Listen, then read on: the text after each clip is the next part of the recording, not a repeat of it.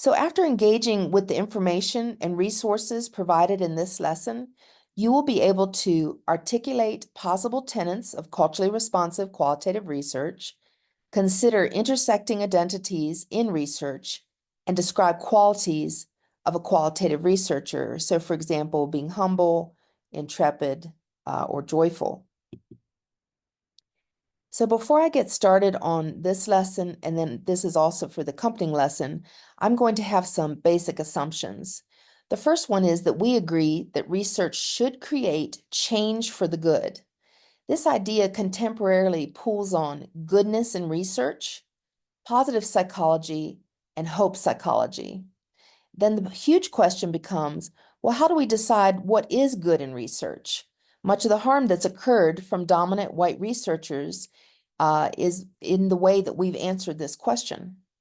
Throughout the history of research, white researchers have been in the power position to decide what is good or what is wrong in research. We decide what or who was broken and how to fix them.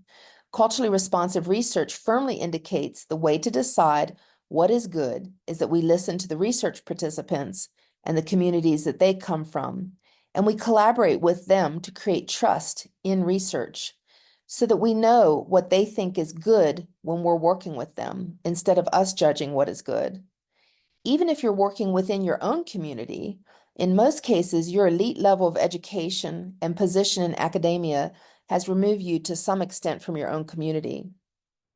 So take my family, for example.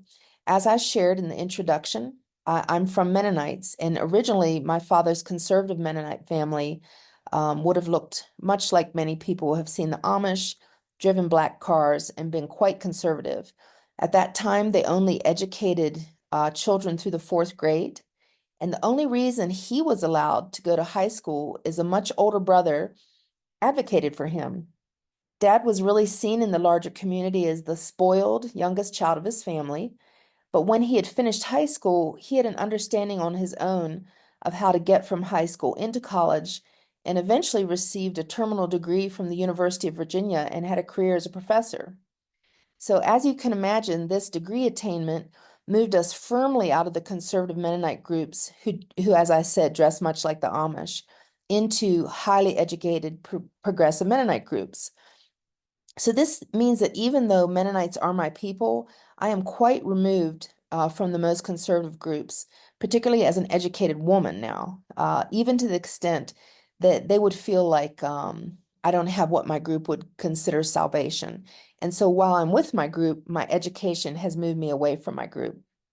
So moving from an agreement that research participants need to decide what is good for them, I will address what we will cover during the upcoming sessions. So the next part of the talk is about the tenets of culturally responsive qualitative research: one another, intersectionality, critical whiteness, story is sacred, and commitment.